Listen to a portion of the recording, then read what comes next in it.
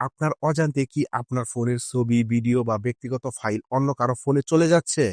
অনেক সময় ভুল পারমিশন, সন্দেহজনক অ্যাপ বা লুকানো শেয়ারিং অপশনের জন্য আমাদের ফোনের ব্যক্তিগত ফাইল, ছবি বা ভিডিও অন্য আরেকজনের ফোনে চলে যায়।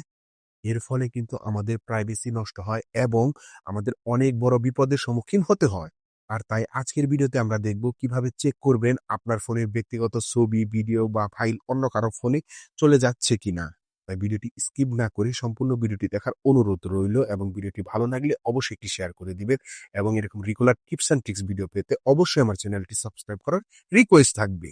তাহলে চলুন দেখে নিই কিভাবে চেক করবেন আপনার ফোনের ব্যক্তিগত ছবি, ভিডিও বা ফাইল অন্য কারো ফোনে চলে যাচ্ছে কিনা। তার জন্য আমি আমার মোবাইল স্ক্রিনে এসে চলে যাব ফটোসে।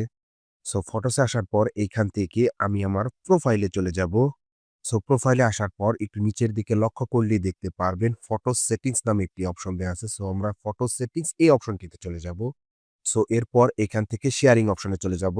শেয়ারিং অপশনে আসার পর এখানে প্রথমেই পার্টনার শেয়ারিং নামে একটি অপশন দেয়া আছে। আমরা এই পার্টনার শেয়ারিং এই অপশনটিতে চলে যাব।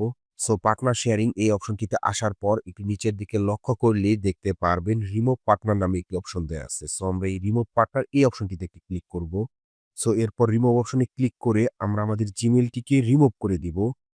এখন থেকে আমাদের ফোনের ফটোস, ভিডিওস বা ফাইল একদম সেভ থাকবে, অন্য কারো ফোনে চলে যাবে না। তো ভিউয়ার্স, আজকের ভিডিওটি এই পর্যন্তই। দেখা হবে পরবর্তী কোনো ভিডিওতে। ভিডিওটি ভালো লাগলে অবশ্যই একটি লাইক দিবেন এবং এরকম regular tips and tricks video পেতে অবশ্যই সাবস্ক্রাইব করে রাখবেন ক্রিয়েটিভ টেক। আল্লাহ হাফেজ।